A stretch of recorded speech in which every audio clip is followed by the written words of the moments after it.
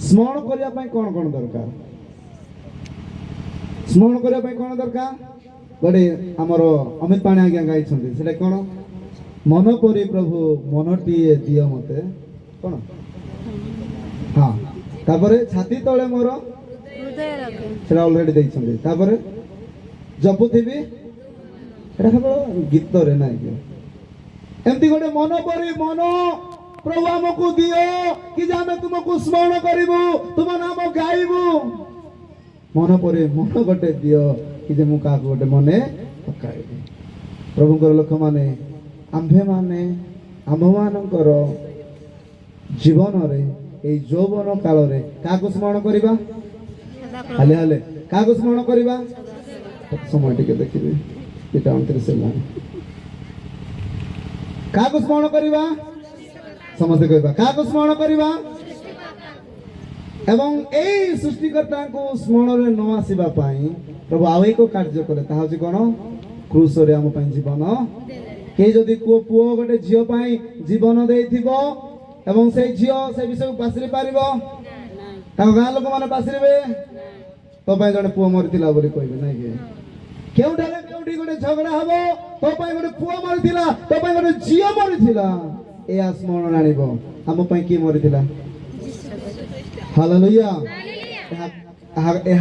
आम जीवन रे मला पर्यंत स्मरण रे आसीबा दरकार कौन आसीबा दरकार स्मरण रे आसीबा दरकार अटे एथि पई यौवन काल रे आज दिन ठारू गत दिन मानक क्या स्मरण कर हिसाब हमको दरकार ना जदि आपण माने यौवन काल रे जदि प्रभु को स्मरण करना यौवन काल रे जदि आपण माने जदि सृष्टिकर्ता को स्मरण करना एवं उद्धारकर्ता जी आपण जीवन दे कालवरी क्रूस आपण जीवन देले रक्त झराइले प्रहारित हेले से व्यक्ति जदि स्मरण आसीबे ना ये आपणकर मन आपणकर हृदय ये बहुमूल्य पार्ट्स गुड़ा को ना कि को गोटे ना कि मेडिकल रे ही काढ के नहीं दिबे आ किछि काम को आइबो हां ना ना प्रभु किछि लोक मान किछि वरदान देथिले साउल को राज्य देथिले साउल को राज्य कोन कराला निया गला सामसन को कोन करा जायथिला बळ दिया जायथिला तार बळ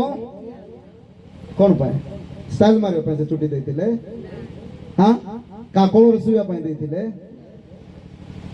प्रभु को लोक ध्यान दे सुनंत एई विषय जदि आमे माने प्रभु मन दैछन्ते हृदय दैछन्ते एहा जदि प्रभु को पाई व्यवहार हबो ना ए हृदय है कि परे गोटे गीत अछि सेटा गाइबे ना कि मेरा दिल भी एई गीत गुडा करे जदि आमे दीवाना हे जिबा तबे मने रखंतो ए हृदय अन्य के जने चोरी करी कि नै जिवो तापर ए हमर मन हजार थर भांगिबो एवं तापर गीत गुडा को परे हमर भेंडिया माने स्टेटस रखिबे कोन रखिबे आ युवती माने स्टेटस रखिबे नै कि तो एहा एथि पई ध्यान दे सुनंतु ए यौवन काल रे हमें काको स्मरण रखिबा समझ गइबा काको स्मरण रखिबा ओके सृष्टिकर्ता को स्मरण न आनिले नहीं किंतु आपण को पाए मो पाए जे जीवन देइछंती आपण को पाए मो पाए पाप रु जे उद्धार करियछंती सेही प्रभु यीशु को अत्यंत कोन करबा स्मरण करबा कोन करबा के स्मरण करिवो बोली भाबुछ आउ एई स्मरण रे आसीबा पाए गोटिए काम करिया पड़िबो से ए वाक्य रो तळपद रे लिखा जाय अछि गोटे पुओ गोटे झियर कौन अधिक मने पकाए कौन अधिक मने पकाए के भल पाए ना बहुत सत्यवादी लोक माने ठारे गोटे पुओ गोटे झियर यदि कौन सी विषय मने पड़े ता होची कथा कौन कौन ना भूल कहले कौन कहले कथा को अनेक मने पकांती एई प्रकार कथा कहिथिलो सेई प्रकार कथा कहिलो जदि प्रभु को जदि स्मरण आनिबा पई हेले आपण तो प्रभु को देखि नांती ना आपण किंतु प्रभु स्मरण आसीबे आपण मन आपण हृदय केमति स्मरण आसीबो जते बेला आपण गोटी गोटी बाइबल पढंती सेई वाक्य ଆପଣଙ୍କୁ ସ୍ମରଣ ଆଣିଦେବ କି ଯେ ପ୍ରଭୁ ଆପଣଙ୍କ ପାଇଁ କ'ଣ କରିଛନ୍ତି। Hallelujah hallelujah. ମେ ବି ମୋର ଏକ୍ସାମ୍ପଲ ଆପଣଙ୍କ ପାଇଁ ଗୋଟେ ହସ ହେଇପାରେ, କିନ୍ତୁ ଏଇ କଥାକୁ ମୁଁ ବୁଝେଇବା ପାଇଁ କହିଲି କି ଯେ ଆମ୍ଭେମାନେ ଯଦି କାହାର ବିଷୟ ଯଦି ମନେ ପକାଉ ଏବଂ ସେଇ ବିଷୟ ହେଉଛି କଥା ଅଟେ। କ'ଣ ଅଟେ? କ'ଣ ଅଟେ? ଚେହେରା ହଜିଯିବ ନା ହଜିବ ନାହିଁ ବୋଲି ଭାବୁଛନ୍ତି? ହଜିବ ନା ହଜିବ ନାହିଁ? ଗୋଟେ ମୁଁ ଉଦାହରଣ ଦେବି। ମଲା ପରେ ଆପଣଙ୍କର ପୁଅ ହଉ ଝିଅ ହଉ କେତେ ଦିନ ମନେ ପକେଇବେ? ଆପଣ ମନେ ପକାଇବେ ଜୀବନର ଶେଷ ସନ୍ଧ୍ୟା ପର୍ଯ୍ୟନ୍ତ। हाँ जदि माँ पे जो है ना मी पे जो पकड़ परिवार तानी आप मेडा किंवा जियो मेडा साजा दोनेरो ए लोकुरी सानी लोकुरी ऐसे भाषा टुक नहीं रोयलिटी दे मला पर्यंत आपण मने रखि पारिबे किछि दिन पर हजि जीव सेटा कोन हबो सेति बा आमे माने मला परे आमे माने ना 7 दिन रे सुंदर करी खाइ दो ना आपण इंति पारिबे गोटे जन्म करते मां गोटे पुओ को हरई जाइथिबो एक्सीडेंट रे चली जाइथिबो एवं 7 दिन पर चिकन भात खाइ पारिबो? हां पारिबो कि? एहार अर्थ मन भूली पारिबो चेहरा को, किंतु एमिति कथा मने रखुथिबो सेई मां सेई बापा तार कोन कथा कोन तार कथा तार चली चलन तार व्यवहार केबे भी गोटे मां किबा बापा कि कोनोसी व्यक्ति हजै पारिबो नै। एनु करे प्रभुकर लोक माने एई यौवन काल रे जदि सृष्टिकर्ता को स्मरण करे आनिबा पय आसुचंती एवं आपण माने वाक्य को ध्यान करंतु कोन करंतु वाक्य पढंतु वाक्य ध्यान करंतु तइरे से आपण को जीवन रे स्मरण रे आसीबे।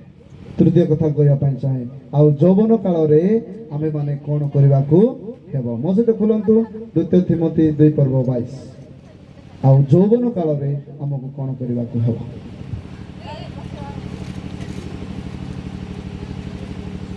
जल्दी ए नूतन यौवन काल रे हां अभिलाषरु पलायन करी सॉरी आउ थरे पढंतु किंतु तुम्बे यौवन कालर अभिलाषरु पलायन करी जेउ माने सुचि हृदय रे प्रभुଙ୍କ निकटरे प्रार्थना करंती सेमानक सहित धार्मिकता विश्वास प्रेम ओ शांतिर अनुगामी हुआ एठारे भेंडिया मानकु किबा युवती मानकु किबा युवक को कोन बोल लिखा जाय अछि यौवन काल रे क्यों काल रे समझ कहबा भौणी माने क्यों काल रे ए यौवन काल रे आप यौवन काल रे सॉरी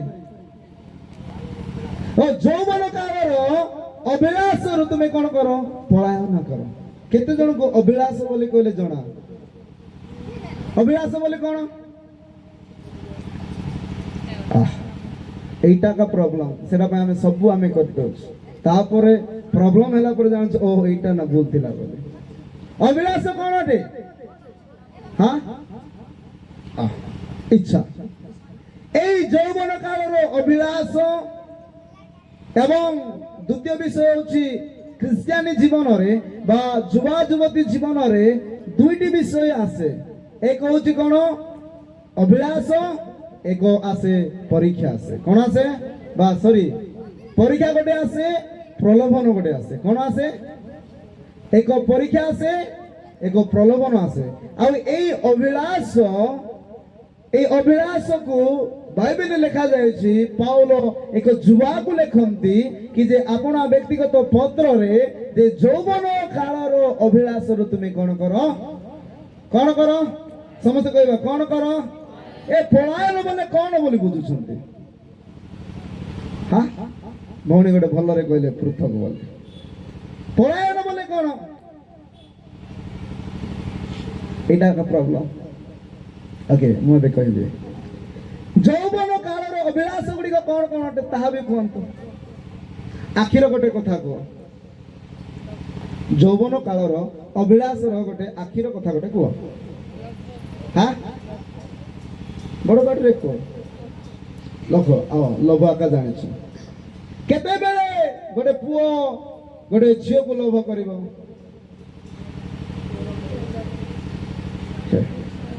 ଏ ଆଖିର କଥାରେ ଆମର ଜାଗତିକ ଭାଷାରେ କୁହାଯାଏ, ଖରାପ ଭାବିବେନି, ଲାଇନ ମରା ବୋଲି ନାଇଁ କି? ଗୋଟେ ପୁଅ ଗୋଟେ ଝିଅକୁ ଯେତେବେଳେ ଚକ୍ଷୁର ବିଳାସରେ ପଡିଲା, ସେ ପୁଅ ସେ ଝିଅକୁ କଣ କରିବ? ଅର୍ଥାତ୍ ଏହି ଅଭିଳାଷରୁ ଯୁବାମାନଙ୍କୁ ଯୁବତୀ ମାନଙ୍କୁ କଣ କରିବା ପାଇଁ କୁହାଯାଇଛି? ପଳାୟନ କରିବା ପାଇଁ କୁହାଯାଇଛି। ଦ୍ୱିତୀୟତଃ ମତେ ଗୋଟେ କଥା କୁହନ୍ତୁ, ଚେହେରାର ଗୋଟେ କଥା କୁହନ୍ତୁ, ଚେହେରାର ବିଷୟରେ କୁହନ୍ତୁ ଗୋଟେ, ଜାଣିନାହାନ୍ତି? ମତେ କୁହନ୍ତୁ, ପ୍ରଭୁ ଆମ ମାନଙ୍କୁ ସୁନ୍ଦର ଭାବରେ ଗଢିଛନ୍ତି ନା ନାଇଁ? ମୋ ପରି ଯଦି ଲୋକ ଜଣେ ଯଦି କହୁଛି ମୁଁ ହ୍ୟାଣ୍ଡସମ୍ ବୋଲି, ନାଇଁ କି, ଆପଣ ମାନଙ୍କୁ ଆହୁରି କେତେ ସୁନ୍ଦର ଭାବରେ ପ୍ରଭୁ ଗଠନ କରିଛନ୍ତି। ଆମର ପୁଅ ଝିଅ ମାନେ ଗୋଟେ ବିବାହକୁ ଯାଆନ୍ତି, ଭୋଜିକୁ ଯାଆନ୍ତି, କଣ ଲଗାନ୍ତି? ହଁ, ମୁଁ କହୁନି, ଆପଣ ମାନେ କହୁଛନ୍ତି। କିଏ କିଏ ଲଗେଇଛ ମେକଅପ୍? ଦିନେ ପୋଲିସ ଷ୍ଟେସନକୁ ଆମେ ଯାଇଥିଲୁ, ଆଉ ସେଇ ପୋଲିସ ଷ୍ଟେସନରେ ଅଧିକ କେସ୍ ଗୁଡାକ, କି ପୋଲିସ ଷ୍ଟେସନ ଯାଇଛ? ଆଜ୍ଞା ଆପଣ ମାନେ ଯାଉଛନ୍ତି, କି କେସ୍ ଅଧିକ ଆସୁଛି? ପୁଅ ଝିଅ କେସ୍, ଝିଅ ମାନଙ୍କର କେସ୍ ନାହିଁ, ପୁଅ ଝିଅ କେସ୍। କି କେସ୍ ଆସେ? ହେଲେ ବିବାହରେ ଯେତେବେଳେ ଗୋଟେ ଝିଅ ଗୋଟେ ପୁଅକୁ ବିବାହ କରେ, ସେଇ ସମୟରେ ଝିଅ କଣ ଲଗାଇଥାଏ? ମେକଅପ୍। କିଛି ଦିନ ପରେ କଣ ହୁଏ? ବ୍ରେକଅପ୍। ତାପରେ ପୋଲିସ ଆଜ୍ଞା କହିଲେ, ବାବୁ ତୋ ବିବାହରେ ତୋ ସ୍ତ୍ରୀ ବୋଧେ କରିଥିଲା ମେକଅପ୍, ଏଥିପାଇଁ ତୋ ଜୀବନରେ ହେଲା ଗୋଟେ ବ୍ରେକଅପ୍ ବୋଲି କହିଲେ। ପ୍ରଭୁଙ୍କର ଲୋକମାନେ, ଆମେ ମାନେ ଏଇ ମେକଅପ୍ କାହିଁକି ଦେଖାଉଛୁ? ଏ ମେକଅପ୍ ପଛରେ କଣ ଅଛି? କଣ ଅଛି କି କହିପାରିବୁ? ଅନ୍ୟକୁ ଦେଖେଇବା। କାହାକୁ ଦେଖେଇବା? କାହାକୁ ଦେଖେଇବା? ଅନ୍ୟକୁ ବୋଲେ କାହାକୁ? ବିଶେଷ କରି ଝିଅ ମାନେ କାହାକୁ ଦେଖେଇବେ, ଆଉ ପୁଅ ମାନେ କାହାକୁ ଦେଖେଇବେ? ଗୋଟେ କଥା ମୁଁ ସିରିୟସ୍ କଥା କହିବା ପାଇଁ ଚାହେଁ, ଜିତୁ ଆଜ୍ଞା ଏ କଥା କହିବେ। ଦିନେ ଏମିତି ଏକ ପ୍ରଲୋଭନ ବା ପ୍ରଲୋଭିତ ଶୈତାନ ଏଦନ ଉଦ୍ୟାନରେ କରିଥିଲା। ଶୈତାନ କାହାକୁ ଛାଡ଼ିଲେ ମତେ କୁହନ୍ତୁ? ଖାଲି ଅବ୍ରାହମ କହୁଛି, ଆଦମ ଏବଂ ହବାକୁ ଦଣ୍ଡ ଦେଲେ କି? କାହାକୁ ଦଣ୍ଡ ଦେଲେ? ଏ ସାପକୁ ବି ଦଣ୍ଡ ଦେଲେ ନା ନାଇଁ? ଆଉ ସେ ଶୈତାନକୁ ବି ଦେଲେ ନା ନାଇଁ? ଆଉ ଭାବୁଛନ୍ତି ଆପଣ ମାନେ ଆଜି ମେକଅପ୍ ଲଗେଇକି ପୁଅ ମାନଙ୍କୁ ଫସେଇବେ, ଆଉ ପୁଅ ମାନେ ଝିଅ ମାନଙ୍କୁ ଫସେଇବେ, ଆଉ ପ୍ରଭୁ ଆପଣ ମାନଙ୍କୁ ଛାଡ଼ିବେ ବୋଲି ଭାବୁଛନ୍ତି କି? ଏଇଟା ଗୋଟେ ମନେ ରଖିଥାନ୍ତୁ। ଏଣୁକରି ଏଇ ଅଭିଳାଷ, ଏଇ ଗୋଟେ ଅଭିଳାଷ ଯୋଉ ଇଚ୍ଛା ନାହିଁ କି ମେକଅପ୍ ଲଗେଇକି ଅନ୍ୟକୁ ଦେଖାହବା, ମେକଅପ୍ ଲଗେଇକି ମୁଁ ନିଜକୁ ଗୋରୀ ବୋଲି ଦେଖେଇବା, ଏଇ ଅଭିଳାଷରୁ ମଧ୍ୟ ପଳାୟନ। ଦ୍ୱିତୀୟ କଥା, ଆଗ ଆମେ ଭେଣ୍ଡିଆ ଯେତେବେଳେ ମାନେ ପିଲା ବେଳେ ଥିଲୁ, ଆମେ ଫୁଲ ପ୍ୟାଣ୍ଟ ପାଇଁ କାନ୍ଦିଛୁ। ଜବାବ କୋଉ ପ୍ୟାଣ୍ଟ ପାଇଁ କାନ୍ଦିଛୁ? ଆଜ୍ଞା ମାନେ ଆପଣ ଫୁଲ ପ୍ୟାଣ୍ଟ ପାଇଁ କାନ୍ଦିଛନ୍ତି ଘରେ? ବାବା ମତେ ଫୁଲ ପ୍ୟାଣ୍ଟ ଗୋଟେ କିଣିଦିଅ ବୋଲି ଆପଣ କାନ୍ଦିଛନ୍ତି ନା ନାଇଁ? କୌଣସି ଯଦି ପ୍ରୋଗ୍ରାମ ହୁଏ ସ୍କୁଲରେ, ବାବା ଆମ ଗୋଟେ ଫୁଲ ପ୍ୟାଣ୍ଟ କିଣିଦିଅ ବୋଲି, ଫୁଲ ଡ୍ରେସ୍ ଗୋଟେ କିଣିଦିଅ। କିନ୍ତୁ ଆଜିର ଭେଣ୍ଡିଆ ମାନେ କୋଉ ଡ୍ରେସ୍ ପିନ୍ଧୁଛନ୍ତି? Half pant. ହଁ ନା ନାଇଁ? ହାଫ ପ୍ୟାଣ୍ଟ ପିନ୍ଧୁଛନ୍ତି, ଆଉ ତାପରେ କଣ ପିନ୍ଧୁଛନ୍ତି? କଟିଂ ବାନିୟନ, ନାଇଁ କି? ହେଲେ ସେମାନେ କଣ ଦେଖାଉଛନ୍ତି? ଏବେ ଗରମ ହଉଛି ନା ନାଇଁ ଆପଣ ମାନଙ୍କୁ? ହେଲେ କଣ ପାଇଁ ଡ୍ରେସ୍ ଖୋଲିଦେବେ କି? କାହିଁକି ଖୋଲିବେ ନାହିଁ? ଆମକୁ ଗୋଟେ ଲାଜ ଆସେ। କଣ ଆସେ? ଏବେ ଲାଜ ଆସେ। ଏହାର ଅର୍ଥ ଶରୀରର ବାହୁ ଦେଖେଇବା ଆମମାନଙ୍କୁ ଲାଜ ଆସୁଛି, ଶରୀରର ଆମମାନଙ୍କୁ ପିଠି ଦେଖେଇବା ଲାଜ ଆସୁଛି। କିନ୍ତୁ ଆଜିକାଲି ଭେଣ୍ଡିଆ ମାନଙ୍କୁ ତାଙ୍କର ଜଙ୍ଘ ଦେଖେଇବା, ଭେଣ୍ଡିଆ ମାନଙ୍କର ବାହୁ ଦେଖେଇବା, ଆମମାନଙ୍କୁ ଛାତିକୁ ଦେଖେଇବା, ଏଇ କଥା ଏକ ଅଭିଳାଷ ନା ନା? କାହାକୁ ଦେଖୁଛନ୍ତି ଆଜ୍ଞା ସେଇଟା? ଯଦି ଦେଖେଇବାର ଅଛି ବୋଲି କହିଲେ ନା କି ଦେଶକୁ ଦେଖାନ୍ତୁ, ଯେଉଁ ଶତ୍ରୁ ମାନେ ଆଟାକ କରୁଛନ୍ତି ସେମାନଙ୍କୁ ଦେଖାନ୍ତୁ, ନହେଲେ ଶୁକ୍ର ଆଜ୍ଞା ମଝିରେ ବୁଲୁଥିଲେ ତାକୁ ବେଲେ ଅତ୍ୟନ୍ତ ଦେଖାନ୍ତୁ। ହଁ ନା ନା? ଏହାର ଅର୍ଥ ଏହା ହଉଛି କଣଟେ? ଅଭିଳାଷ। କଣଟେ? ଏହା କଣଟେ? ଅଭିଳାଷ। ତାପରେ ଭେଣ୍ଡିଆ ମତେ ମାରିଲେ ମାରନ୍ତୁ, ପିଟିଲେ ପିଟନ୍ତୁ। ଗୋଟେ କଥା କହିବେ, ଆଉ ଗୋଟେ ସବୁ ଗୋଟେ ଶରୀରର ଗୋଟେ ଅଭିଳାଷ ଅଛି। ଆପଣ ମାନେ ଗୋଟେ ଝିଅର ଗୋଟେ ଚୁଟିକୁ ଯଦି ଦେଖିବେ, ସେ ବିଷୟରେ ଲୋଭ ଆସିବ ନା ନାଇଁ? ଆସିବ ନା ନାଇଁ? ପୁଅ ମାନେ ସତ କୁହନ୍ତି, ଏଇଟା ସତର କଥା ପ୍ରଚାର କର, କାରଣ ତାଙ୍କର ବାକ୍ୟ ସତ୍ୟ। ଆମେ ସତ୍ୟ କଥା ହବା କି ଯେ ଏ ଜାଗାରେ ଗୋଟେ ପୁଅ ଗୋଟେ ଝିଅର ଚୁଟି ଦେଖିଲେ ଦିବାନା ହବ ନା ନା ନାଇଁ? ସେଥିପାଇଁ ବବି ମିଶ୍ର ଗୋଟେ ଗାଇଛନ୍ତି ନାଇଁ କି? କଣ ବୋଲି କହିବି ନା? ତ ସେଇ ଜାଗାରେ ଏହାର ଅର୍ଥ ଚୁଟିରେ ମଧ୍ୟ ଗୋଟେ ଅଭିଳାଷ ଅଛି। କ'ଣ ଅଛି? ଚୁଟିରେ ମଧ୍ୟ କ'ଣ ଅଛି? ଅଭିଳାଷ ଅଛି। ଏଇ ଅଭିଳାଷ ପାଇଁ ଆଜିର ଭେଣ୍ଡିଆ ମାନେ ମଧ୍ୟ କ'ଣ କରୁଛନ୍ତି? ଝିଅମାନେ ତ ତାର କଟିଂ ଦେଖେଇବେ, ଆଉ ପୁଅମାନେ କ'ଣ ଦେଖୁଛନ୍ତି ଆଜିକାଲି? ଦିନେ ମୁଁ ବାବୁଙ୍କୁ ପଚାରିଲି, ବାବୁ କ'ଣ ହେଲା ରେ ଚୁଟି ଏମିତି କାଟିଛୁ ବୋଲି କହିଲେ, ଏବଂ ତାପରେ ନାଇଁ ଆଜିକାଲିର ଷ୍ଟାଇଲ। ମୁଁ କହିଲି ମୁଁ ଭାବୁଥିଲି ବାବୁ ତୋର ଚୁଟି କାଟିଲା ବେଳେ ମେସିନ୍ କାଟିଲା ବେଳେ କରେଣ୍ଟ ବୋଧେ ଯାଇଥିବ, ଏଇ କାରଣ ତୋର ଅଧା କାଟି ଦେଇଛନ୍ତି ଆଉ ଅଧା ଉପରକୁ। ପ୍ରଭୁଙ୍କର ଲକ୍ଷ୍ୟ ମାନେ ଆମ ଶରୀରର ପ୍ରତିଟି ପାର୍ଟରେ ଅଭିଳାଷ ଅଛି। କ'ଣ ଅଛି? ଧ୍ୟାନ ଦେଇ ଶୁଣନ୍ତୁ ଭଉଣୀ ମାନେ, ଭାଇ ମାନେ, ଶରୀରର ଚୁଟି ଠାରୁ ଆରମ୍ଭ କରି ପାଦ ପର୍ଯ୍ୟନ୍ତ ପ୍ରତିଟି ବିଷୟ ଅଭିଳାଷ ଅଛି। ଏଇ ଅଭିଳାଷରୁ ଆମ୍ଭ ମାନଙ୍କୁ କ'ଣ କରିବା ପାଇଁ କୁହାଯାଇଛି? ପଳାୟନ କରିବା ପାଇଁ। କ'ଣ କରିବା ପାଇଁ? ଗୋଟେ ଝିଅ ଯାଉଥିବ, ଗୋଟେ ପୁଅ ଯାଉଥିବ, କେମିତି ଯିବେ ସେମାନେ? ଗୋଟେ ଅଭିଳାଷ ଯଦି ସାମ୍ନାକୁ ଆସିଲା, ଦାଉଦ ଆଜ୍ଞାଙ୍କ ପରି କ'ଣ କରିବେ? ପଛକୁ ଦେଖିବେ ନାହିଁ, ନାଇଁ କି? କ'ଣ ଦେଖିବେ? ପଛକୁ ଦେଖିବେ। ସେ ଝିଅ ମଧ୍ୟ ପଛକୁ ଦେଖିବ, ଏବଂ ଦାଉଦ ଆଜ୍ଞା ମଧ୍ୟ ସେମିତି ଦେଖିକିରି କୋଉଠି ପଡ଼ିଗଲେ? ପାପରେ ପଡ଼ିଗଲେ। କୋଉଠି ପଡ଼ିଗଲେ? କୋଉଠି ପଡ଼ିଗଲେ? ଏ ପାପରେ ପଡ଼ିଲା ପରେ ଶେଷରେ ଆଉ ଗୋଟେ ପାପ କଲେ। ତାହା କ'ଣ? ତା ସ୍ୱାମୀକୁ ସେ ମାରିଦେଲେ। ଏହାର ଅର୍ଥ ଅଭିଳାଷ ବଡ଼ ଡେଞ୍ଜର ଅଟେ। କ'ଣ ଅଟେ? ଏ ଅଭିଳାଷ, ଏ ଇଚ୍ଛା ଆମମାନଙ୍କର ଶରୀରରେ ଡେଞ୍ଜର ଅଟେ। ଏବଂ ପ୍ରଭୁଙ୍କର ବାକ୍ୟ କୁହେ, ଏଇ ଯୌବନ କାଳରେ କେବଳ ପଥ ପରିଷ୍କାର କରିବା ନୁହେଁ, ଏଇ ଯୌବନ କାଳରେ ଯଦି ଆମେ ସୃଷ୍ଟିକର୍ତ୍ତାଙ୍କୁ ସ୍ମରଣ କରିବା, ଆମର ପଥ ପରିଷ୍କାର ହେବ। ଏଇ ଯୌବନ କାଳର ଅଭିଳାଷ ଯଦି ପଳାୟନ କରି ଯେଉଁମାନେ ସୂଚି ବିବେକ, ଧାର୍ମିକତା, ବିଶ୍ୱାସ ଅଛନ୍ତି, ସେମାନଙ୍କୁ ଯଦି ସହଭାଗିତା କରିବା, ଆମର ଅଟୋମେଟିକ କ'ଣ ପରିଷ୍କାର ହେବ? କ'ଣ ପରିଷ୍କାର ହେବ? ସମସ୍ତେ କହିବା କ'ଣ ପରିଷ୍କାର ହେବ? ମତେ କୁହନ୍ତୁ, ଜଣେ ଯୁବକ ଯଦି ସୃଷ୍ଟିକର୍ତ୍ତାଙ୍କୁ ସ୍ମରଣ କରିବ, କୌଣସି ଝିଅକୁ, କୌଣସି ପୁଅକୁ ସ୍ମରଣ କରିବ ନାହିଁ, ତାର ପଥ ପରିଷ୍କାର ହେବ ନା ନାହିଁ? ହେବ ନା ନାହିଁ? ଯଦି ସେଇ ପୁଅ ଯୌବନ କାଳର ଅଭିଳାଷକୁ ଯଦି ପଳାୟନ କରିବ, ପଳାୟନ କରି ଗିର୍ଜା ଉପାସନା ଯିବ, ଧାର୍ମିକତା ଲୋକମାନଙ୍କ ସହିତ ବସିବ, ବିଶ୍ୱାସ ଯୋଉମାନେ ବିଶ୍ୱାସ କରୁଛନ୍ତି ସେମାନଙ୍କ ମଧ୍ୟରେ ରହିବ, ତାର ପଥ ପରିଷ୍କାର ହେବ ନା ନାହିଁ? ଏହାର ଅର୍ଥ ଯୌବନ କାଳରେ ପ୍ରଭୁ ଏଇ ଗୋଟେ କଥା କହିଲେ, କେବଳ ସୃଷ୍ଟିକର୍ତ୍ତାଙ୍କୁ ସ୍ମରଣ ନୁହେଁ, ଦ୍ୱିତୀୟତଃ କ'ଣ କରିବା ପାଇଁ? ଏଇ ଯୌବନ କାଳରେ ଆମକୁ କ'ଣ କରିବାକୁ ହେବ? ଅଭିଳାଷରୁ ଚାଲିବାକୁ ହେବ ନାହିଁ, ଅଭିଳାଷରୁ କ'ଣ କରିବାକୁ ହେବ? ଦୌଡ଼ିବାକୁ ହେବ। କୁଆଡ଼େ କ'ଣ କରିବାକୁ ହେବ? କ'ଣ କରିବାକୁ ହେବ? ସେମିତି ଜଣେ ବ୍ୟକ୍ତି ଯୌବନ କାଳର ଅଭିଳାଷରୁ କିଏ ପଳାୟନ କରିଥିଲେ? କିଏ? କିଏ ପଳାୟନ କରିଥିଲେ? ଯୋସେଫ। ଆରାମଥି ମରିୟମର ସ୍ୱାମୀ କେଉଁ ଯୋସେଫ? ଯାକୁବଙ୍କର ଲାଡଲା ପୁତ୍ର ଯୋସେଫ କ'ଣ କଲେ? ଯୌବନ କାଳରୁ ଅଭିଳାଷରୁ ପଳାୟନ କଲେ। ହାଲେଲୁୟା। ଏତେ ପର୍ଯ୍ୟନ୍ତ ବୁଝିଲୁ? ବୁଝିଲୁ? ଓକେ, ସମାପ୍ତ କରିବା। ଏତିକି ସମାପ୍ତ କରିବା। ତେବେ ବୁଝିଲେ ବୋଲେ କିଛି କହୁନାହାନ୍ତି, ନ ବୁଝିକି ମୋତେ ଆଗ ଯିବାକୁ ଇଚ୍ଛା ନାହିଁ। ଜଣେ ବ୍ୟକ୍ତି ଯଦି ଅ ଆ ଜାଣିନଥିବ, ତାକୁ ବର୍ଣ୍ଣମାଳା ପଢ଼େଇବ କି? ହଁ। ଏବେ ମୋତେ କୁହନ୍ତୁ, ଯୌବନ କାଳରେ କ'ଣ କ'ଣ କଲେ ପଥ ପରିଷ୍କାର ହେବ? ପ୍ରଥମ ଅଛି କ'ଣ? ପଢିଲୁ ବାବୁ, ତୁ ବି ଜାଣ। ସୃଷ୍ଟିକର୍ତ୍ତାଙ୍କୁ ସ୍ମରଣ କର। ଦ୍ୱିତୀୟରେ ଯୌବନ କାଳରୁ ଅଭିଳାଷରୁ ଯଦି ପଳାୟନ କରିବାକୁ ହେବ, ତେବେ ଆମେ ମାନେ କ'ଣ ହେଇପାରିବା? ଆମର ପଥ ପରିଷ୍କାର ହେଇପାରିବ। କ'ଣ ହେଇପାରିବ? ଆମର ପଥ କ'ଣ ହେଇପାରିବ? ପରିଷ୍କାର ହୋଇପାରିବ।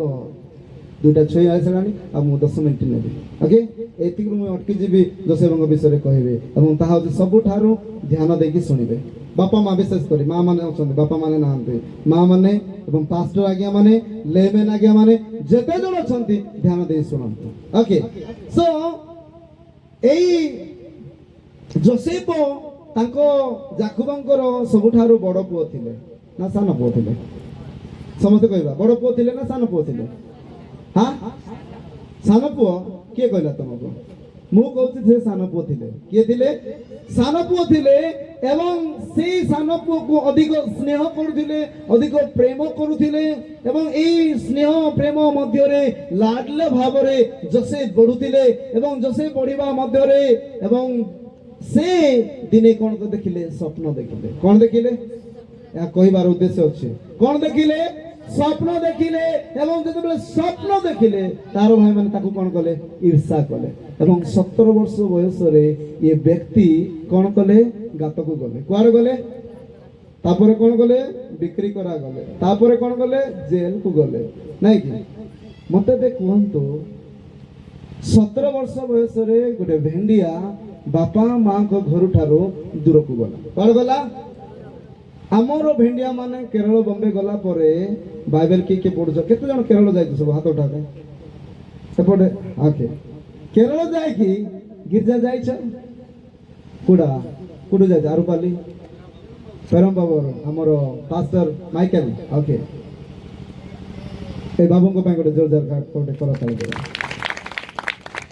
ଆପଣ ବି କୁହନ୍ତୁ କେରଳ ଯାଇକିରି ଅନେକ ଭେଣ୍ଡିଆ ମାନେ ସେଠି ପ୍ରଭୁଙ୍କୁ ସ୍ମରଣ କରୁଛନ୍ତି ବହୁତ କମ ଆମର ଲୋକମାନଙ୍କୁ ହାର ଗାଲିବେ ଓଡ଼ିଶା ଲୋକ ବା କନ୍ଧମାଳ ଲୋକଙ୍କୁ ଆପଣ ଦେଖିବେ କିନ୍ତୁ କିଛି ଲୋକମାନେ ମୁଁ ପେରାମ୍ପାର ବି ଯାଇଛି ଆରୁପାଲି ବି ଯାଇଛି ଏବଂ ସେଇ ଜାଗାରେ କିଛି ଲୋକମାନେ ବିଶେଷ କରି ଭେଣ୍ଡିଆ ମାନେ ସେଠାରେ ଉପାସନା କରନ୍ତି କିନ୍ତୁ ଏଇ ଯୋସେ ଭେଣ୍ଡିଆ ସମୟରେ ଘରୁ ବିକ୍ରି କରାଗଲେ ଗାତକୁ ଗଲେ ଏବଂ ବିକ୍ରି କରାଗଲେ ଏବଂ ତାପରେ ଜେଲକୁ ଗଲେ ତାକୁ ପଢେଇବା ଲୋକ କିଏ ଥିଲା ବାଇବେଲ ବିଷୟରେ କହିବା ବ୍ୟକ୍ତି କିଏ ଥିଲା ବାଇବେଲ ବିଷୟରେ କହିବା ବ୍ୟକ୍ତି କିଏ ଥିଲା କିଏ ବି ନାହିଁ ବାଇବେଲ ବିଷୟରେ ପ୍ରଭୁ ଭାଇ ବିଷୟରେ ଉପାସନା କରିବା ବିଷୟରେ କୌଣସି ବ୍ୟକ୍ତି ନଥିଲେ ଥିଲେ କି ପ୍ରତି ବର୍ଗର ଉପାସନା ହେଉଥିଲା କି ଇସ୍ମାଇଲ ଲୋକମାନଙ୍କର ଉପାସନା ହେଉଥିଲା କି ନାଇଁ ତେବେ ଏଇ ବ୍ୟକ୍ତି ଯେତେବେଳେ ଅଭିଳାଷରେ ପଡ଼ିଲା ସେତେବେଳେ ସେ କେଉଁ କଥା କହିଲା ଜାଣନ୍ତି କି କିଏ ଜାଣିଛ ସେ ଶବ୍ଦକୁ ମୁଁ କି ପ୍ରକାର ଏଡେ ବଡ ପାପ ପରମେଶ୍ୱରଙ୍କ ବିରୁଦ୍ଧରେ କରିପାରିବି ବୋଲି କହିଲା ଏହାର ଅର୍ଥ ସେ କେଉଁଠାରୁ ଶିଖିଲା ଯେ ବ୍ୟଭିଚାର ଏକ ପାପ ଅଟେ ବୋଲି କେଉଁଠାରୁ ଶିଖିଲା ବ୍ୟଭିଚାର ପାପ ଅଟେ ଏହାର ଅର୍ଥ ସେ ଆପଣା ବାପା ମାଙ୍କ ଠାରୁ ହିଁ ଶିଖିଥିଲା कि जे व्यभिचार एक पाप अटे एवं जेतेबेले ए पाप ता सामना कसिला से अभिलाषर से पलायन कला मु जेल जीवा पाए प्रस्तुत अटे जेल जीवा पाए रेडी अटे किंतु ए केमिति गुडे पाप करे पाए मु रेडी नाही बोली से आपना शरीर को से अभिलाष ठारो दूर को नेले प्रभुकर लोक माने এই যৌবন কালরে যোসেফ অভিলাষর পলায়ন করিଥିବା হেতু মিশ্র দেশরে গোটে দিন মন্ত্রী হেলে হালেলুয়া হালেলুয়া এই এমিতি জনে ব্যক্তি এবং সে এবং প্রভু ভয় থিবা হেতু অভিলাষর পলায়ন করিଥିବା হেতু সে দুর্ভিক্ষ স্বপ্নরে স্বপ্ন দেখিলে এবং দুর্ভিক্ষ স্বপ্নরে দর্শন দেখিলে ଆଉ সেই দর্শন অর্থ প্রকাশ করিবা পায় প্রভু তাহাଙ୍କୁ সাহায্য কলে এবং শেষরে সে জনে ব্যক্তি কোন হই পারলে মন্ত্রী হই পারলে সেই জনে মহান ব্যক্তি হই পারিলে গোটে কারণ যদি আম্ভে মানে যৌবন কালর অভিলাষর পলায়ন করিবা এবং যদি আমি মানে সৃষ্টিকর্তাଙ୍କୁ স্মরণ করিবা তেবে আম্ভে মানে কোন হেবা এক বিশিষ্ট ব্যক্তি হই পারিবা হালেলুয়া হালেলুয়া গোটে কথা কইবা এবং সমাপ্ত করিবা এবং তাহা হচ্ছে সেই উপদেশকর তার 11 পর্ব 9 পদ কইকি মু সমাপ্ত করি 3-4টি পয়েন্ট আছে কিন্তু এতিকিরে মু সমাপ্ত করিয়া পাই মু চাহুছি প্রভু যদি অনুগ্রহ করিবে আগামী দিন মানকরে রমা ভাই যদি পুনর্বার ডাকিবে রমাকান্ত আগে বন ডাকি মতে একা তুমি পুনর্বার আসিকে মানে শিখিবা আগে পড়ন্তু 11 হে যুবালোক ତୁମେ ଆପଣା ଯୌବନ ଅବସ୍ଥାରେ ଯୌବନ ଅବସ୍ଥାରେ ଆନନ୍ଦ କର ବାସ୍ ଏତିକି ଏକା ତାପରେ ପଢିବା ଆଉ ଥରେ ପଢନ୍ତୁ ଭଉଣୀ ମାନେ କିଏ ପଢିଲା ଏ ଭଉଣୀ ସେ ଭଉଣୀ ସେତେବେଳେ ପଢୁଥିଲା ସେ ଭଉଣୀ ଆପଣ ପଢନ୍ତୁ ହେ ଯୁବାଲୋକ ତୁମେ ଆପଣା ଯୌବନ ଅବସ୍ଥାରେ ଆନନ୍ଦ କର ଓ ଯୌବନ କାଳରେ ତୁମର ଚିତ୍ତ ତୁମକୁ ହୃଷ୍ଟ କରୁ ପୁଣି ଆପଣା ମନର ଗତିରେ ଓ ଆପଣା ଚକ୍ଷୁର ଦର୍ଶନରେ ଚାଲ ହଁ ମାତ୍ର ପରମେଶ୍ୱର ଏହି ସବୁ ବିଷୟ ଧରି ହଁ ତୁମକୁ ବିଚାରରେ ଆଣିବେ ବାସ୍ ତୁମେ ଆନନ୍ଦ କର କିନ୍ତୁ ମାତ୍ର ଏ ସବୁ ବିଷୟ ପ୍ରଭୁ କଣ ଆଣିବେ ସମସ୍ତେ କହିବା କଣ ଆଣିବେ ତୁମ ଗାଁ ପାଣ୍ଠି ଅଛି ନା ନାଇଁ ଗାଁ ପାଣ୍ଠିରେ ମାଡ଼ ଦାଡ଼ିରେ ହଉ କିମ୍ବା କୌଣସି ପ୍ରୋଗ୍ରାମରେ ହଉ ଜଣେ ବ୍ୟକ୍ତି ଯଦି ରହିବ ନାହିଁ ଗାଁ ପାଣ୍ଠି ତାର ବିଚାର କରିବ ନା ନାହିଁ। ଯଦି ବିବାହରେ କୌଣସି ବ୍ୟକ୍ତି ଯଦି ଅସଦାଚରଣ କଲା ପାଣ୍ଠି ବିଚାର କରିବ ନା ନାହିଁ। ଏଥିପାଇଁ ପାଣ୍ଠିକୁ ଲୋକମାନେ ଅଧିକ ଡରନ୍ତି ନାଇଁ କି? ଯଦି ଭାବନ୍ତୁ ଏ ଜାଗତିକ ପାଣ୍ଠି ଯଦି ବିଚାରର ଯଦି ଲୋକମାନେ ଡରୁଛନ୍ତି, କୋର୍ଟର ବିଚାରରେ ଯଦି ଲୋକମାନେ ଡରୁଛନ୍ତି, ଭାବନ୍ତୁ ଯିଏ ଆମମାନଙ୍କର ରାଜା ମାନଙ୍କର ରାଜା, ପ୍ରଭୁ ମାନଙ୍କର ପ୍ରଭୁ, ଯିଏକି ସମସ୍ତ ଦେଖନ୍ତି, ସମସ୍ତ ବିଷୟକୁ ଜାଣନ୍ତି, ସେଇ ପରମେଶ୍ୱର ଆମେ ଯେଉଁ ଆନନ୍ଦ କରୁଛୁ ତାହା କଣ ଜାଣିବେ? କଣ ଜାଣିବେ? ଏ ଭେଣ୍ଡିଆ ମାନଙ୍କର ଆନନ୍ଦ ବିଷୟରେ କହିବା ପାଇଁ ଚାହେଁ। ପୁନର୍ବାର ପ୍ରଥମ ଅଂଶ କେବଳ ପଢନ୍ତୁ। ହେ ଯୁବା ଲୋକ, ହେ ଯୁବା ଲୋକ, ତୁମ୍ଭେ ଆପଣା ଯୌବନ ତୁମ୍ଭେ ଆପଣା ଯୌବନ ଅବସ୍ଥାରେ ଆନନ୍ଦ କର। ବାସ୍ ଆମର ଯୁବା ମାନେ ଏତିକି ଗୋଟେ ପଦ ଜାଣିଛନ୍ତି, ଯୁବା ଅବସ୍ଥାରେ କଣ କର? ଓକେ, ଆମର ଭେଣ୍ଡିଆ ମାନେ କେମିତି ଆନନ୍ଦ କରୁଛନ୍ତି? ଭେଣ୍ଡିଆ ମାନେ କୁହନ୍ତୁ ଆନନ୍ଦ କଣ କଣ କଲା ବେଳକୁ ଆପଣଙ୍କୁ ମଜା ଲାଗୁଛି?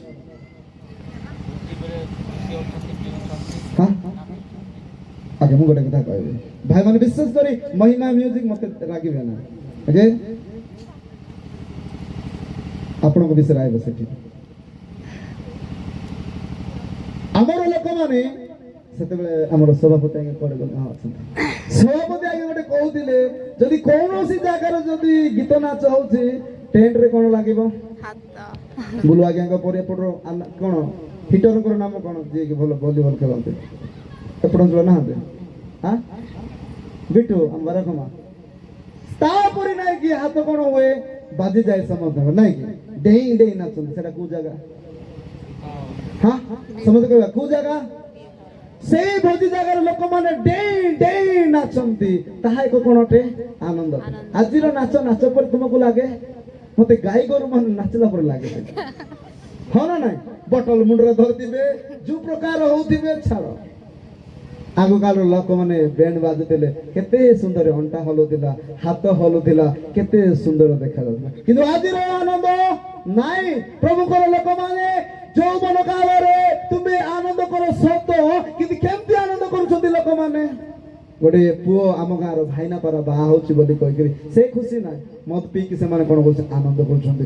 ଲୋକମାନେ ମାନେ କଣ କରୁଛନ୍ତି? ମଦ ପିଇ ଆନନ୍ଦ କରୁଛନ୍ତି ଏବଂ ସେମାନେ ଖରାପରେ ଆନନ୍ଦ କରୁଛନ୍ତି, ଅନେକ ବିଷୟରେ ଆନନ୍ଦ କରୁଛନ୍ତି, ନାଚିବାରେ ଏବଂ ଅନେକ ଝିଅ ପୁଅର କାର୍ଯ୍ୟରେ ସେମାନେ ମଜା ଉଠାଉଛନ୍ତି, ଆନନ୍ଦ ଉଠାଉଛନ୍ତି। କିନ୍ତୁ ଏଇ ସବୁରେ ପ୍ରଭୁ କଣ କରିବେ? ବିଚାରରେ ଆଣିବେ। ମୁଁ ମୋର ଭାଇ ଏବଂ ମୋର ଭଉଣୀ ଭାଇମାନଙ୍କୁ ମୁଁ କହିବା ପାଇଁ ଚାହେଁ, ଏମାନେ ମ୍ୟୁଜିକ ବଜାଉଛନ୍ତି, ଏଇ କଥା ବି ମୁଁ ଆପଣମାନଙ୍କୁ କହିବା ପାଇଁ ଚାହେଁ। ମହିମା ମ୍ୟୁଜିକ ଆପଣ ରଖିଛନ୍ତି ଏବଂ ଏଇ ମହିମା ମ୍ୟୁଜିକ ଯେଉଁମାନେ ମ୍ୟୁଜିକ ବଜାନ୍ତି, ଆପଣ ଆମ ଅଞ୍ଚଳରେ ଯଦି ଖ୍ରୀଷ୍ଟିଆନ ଯଦି ବିବାହ ହୁଏ, ଆମ ଲୋକମାନେ ଖ୍ରୀଷ୍ଟିଆନ ଗୀତରେ ନାଚି ପାରିବେ ନା ନାହିଁ? ପାରିବେ ନା ନାହିଁ? ଯଦି ପାରୁନାହାନ୍ତି ଗୋଟେ ଦିନ, ଯେଉଁମାନେ ନାଚି ଜାଣୁନାହାନ୍ତି ସେମାନେ ଗୋଟେ ଦିନ ମତେ ଡାକନ୍ତୁ, ସଭା ସମିତିକୁ ଯାଆନ୍ତୁ। ଲୋକମାନେ ହନକ ଆଜ୍ଞାଙ୍କର ଗୀତରେ, କୁଇ ଗୀତରେ, ଅମିତ ପାଣି ଆଜ୍ଞାଙ୍କର ଗୀତରେ, ଜଗନ୍ମୋହନଙ୍କର ଆଜ୍ଞାଙ୍କର ଗୀତରେ ଲୋକମାନେ ଏମିତି ନାଚ ଆଣୁଛନ୍ତି, ଦରି ପାରିଥିଲେ ମଧ୍ୟ ଧୂଳି କଣ ହଉଛି? ଉଠୁଅଛି। ତେବେ କଣ ଏଇ ଫିଲ୍ମ ଗୀତରେ ନା ନାଚିବାକୁ ଆନନ୍ଦ ଲାଗୁଛି? ପ୍ରଭୁଙ୍କର ଲୋକମାନେ ଆପଣ ଯୁଆଡେ ବି ଯିବେ, ମୁଲା ପେନ ନିଗେ ଦହପିଜା ନାମ ଏବଂ ପରେ ଓ ନାଇ ଯେଟା କଣ ଓ ନାଇ ଏଲୁତି ନିଗେ ଦହପିଜା ନାମ, ଅନେକ ଗୀତ ଗୁଡିକ ଅଛି। ରେହା ଯେଡାଡାଇ ବାଦ ଗାଡି ଗାଇସି ନା ନାଇଁ ନେଜୁ ଆଜୁ ରେହା ରେହା ନା, ବହୁତ ଗୀତ ଗୁଡିକ ଅଛି ଯେଉଁ ଗୀତ ଦ୍ୱାରା ଆମେ ନାଚିକିରି ପ୍ରଭୁଙ୍କର ଗୌରବ କରିପାରିବା। Hallelujah, hallelujah. କିନ୍ତୁ ଆପଣ ମାନେ ଆଜିର ଯୁବା ମାନେ କେଉଁଠି ଆନନ୍ଦ କରୁଛନ୍ତି? ଆଜିର ଯୁବା ମାନେ ଏଆଇ ଦୁନିଆ ମଧ୍ୟରେ ଅଛନ୍ତି ନାଇଁ କି? ଏଆଇ ଦୁନିଆରେ ଏବଂ ସେମାନେ ନିଜକୁ ବିୟୁଟି ଦେଖେଇବା ପାଇଁ, ନିଜକୁ ହ୍ୟାଣ୍ଡସମ୍ ଦେଖେଇବା ପାଇଁ ସେମାନେ କଣ କରୁଛନ୍ତି? ଆନନ୍ଦ କରୁଛନ୍ତି। ଏଇ ବିଷୟରେ ମଧ୍ୟ ପ୍ରଭୁ ବିଚାର କରିବେ। ଆପଣ ମାନେ ଏବଂ ସୋସିଆଲ ମିଡିଆରେ, ଫେସବୁକରେ ଏବଂ ଇନଷ୍ଟାଗ୍ରାମରେ ଅନେକ ଗୀତ ନାଚ ଭିଡିଓ କରାଯାଉଅଛି। ଏମିତି ବି ଇନଷ୍ଟାଗ୍ରାମର ଫଲୋର୍ସ ମାନେ ଥିବେ, ଆପଣ ମାନେ ଦେଖିଥିବେ, ଯେଉଁମାନେ ନିଜର ଶରୀରକୁ ମଧ୍ୟ ଦେଖିବା ପାଇଁ ପଛକୁ ଯାଇନାହାନ୍ତି। ହଁ ୟା ନାହିଁ? ନାମ କହିବି ନାହିଁ, ବାଲିଗୁଡାର ଗୋଟେ ଝିଅ, ତାର ନା କଣ ଗୋଟେ କହିବି ନାହିଁ, ମତେ ବାଲିଗୁଡା ଚେକିଂ ମାରିଦେବେ। ସୋ ଗୋଟିଏ ବିଷୟ କହିବା ପାଇଁ ଚାହେଁ ଆଜିକାଲି ଅନେକ ଲୋକମାନେ ଏମିତି ହେଲେଣି କି ଯେ କୋଉଠି ସୋସିଆଲ ମିଡ଼ିଆରେ ମଧ୍ୟ ସେମାନେ ଆନନ୍ଦ କରୁଛନ୍ତି, କିନ୍ତୁ ଏଇ ବିଷୟରେ ମଧ୍ୟ କଣ କରିବେ ପ୍ରଭୁ ବିଚାର କରିବେ।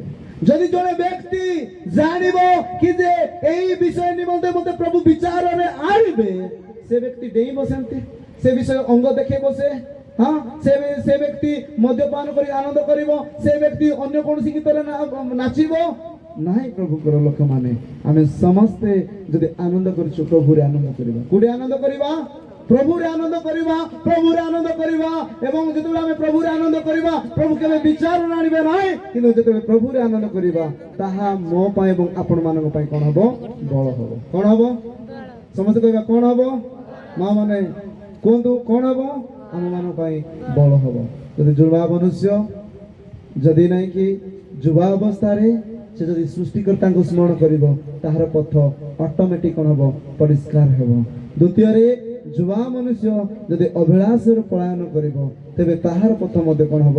ପରିଷ୍କାର ହେବ। ତୃତୀୟରେ ଯଦି ଯୁବା ମନୁଷ୍ୟ ଯଦି କଣ କରିବ କି ଯେ ପ୍ରଭୁରେ ଆନନ୍ଦ କରିବ, ତେବେ ତାହାର ପଥ ମଧ୍ୟ ପରିଷ୍କାର ହେବ। ତେବେ ଆସୁ, ଏବଂ ଅନେକ କଥା ଗୁଡ଼ିକ ଅଛି ତାହାକୁ ମୁଁ ଏଠି ସମାପ୍ତ କରୁଅଛି। ଅନେକ ଲୋକମାନେ ଥକି ଗଲେଣି ଏବଂ ଅନେକ ଲୋକମାନେ ହାଲିଆ ହେଲେଣି, କିନ୍ତୁ ଆଗାମୀ ଦିନରେ କେବେ ନା କେବେ ପ୍ରଭୁ ଯଦି ସୁଯୋଗ ଦିଅନ୍ତି ୟୁଥ ମାନଙ୍କ ଜୀବନରେ କହିବା ପାଇଁ, ତେବେ ବାକି ଛାଡ଼ିଥିବା ବିଷୟକୁ ମୁଁ ଗୋଟେ ଦିନ ବି କହିବା ପାଇଁ ମୁଁ ଚାହିଁବି। ତେଣୁ ଆସୁ ଆମେ ମାନେ ଏଇ ଯୌବନ କାଳରେ ଯଦି ପଥ ପରିଷ୍କାର କରିବା ପାଇଁ ଚାହୁଁଛୁ, ତେବେ ଆମେ ମାନେ କଣ କରିବା? ସୃଷ୍ଟିକର୍ତ୍ତାଙ୍କୁ ସ୍ମରଣ କରିବା। ଦ୍ୱିତୀୟରେ ଅଭିଳାଷରୁ ପଳାୟନ କରିବା, ରହିବା ନାହିଁ, ଦେଖିବା ନାହିଁ, ଟିକେ ଦେଖିକି ଯିବା ବୋଲି କୁହନ୍ତୁ ନାହିଁ। ତୃତୀୟରେ ପ୍ରଭୁରେ ଆନନ୍ଦ କରିବା, ଅନ୍ୟ କୌଣସି ଆନନ୍ଦ କରିବା ନାହିଁ, ତେବେ ଆମମାନଙ୍କର ପଥ ପରିଷ୍କାର ହବ। ପ୍ରଭୁ ଅଳ୍ପ ଶିକ୍ଷାରେ ଆମ ସମସ୍ତଙ୍କୁ ଆଶୀର୍ବାଦ କରନ୍ତୁ। ଆସନ୍ତୁ ଆମେ ଅଳ୍ପ ସମୟ ଚକ୍ଷୁ ବନ୍ଦ କରିବା।